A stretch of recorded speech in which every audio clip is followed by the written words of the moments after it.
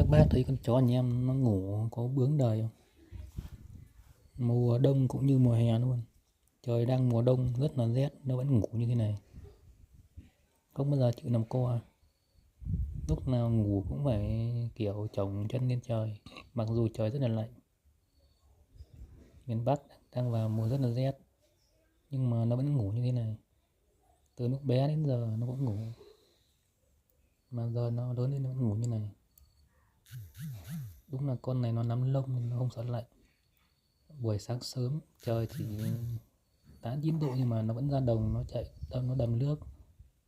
Chả biết là nó giống gì nữa, không bao giờ sợ lạnh. Ghẹo tí khợp khợp.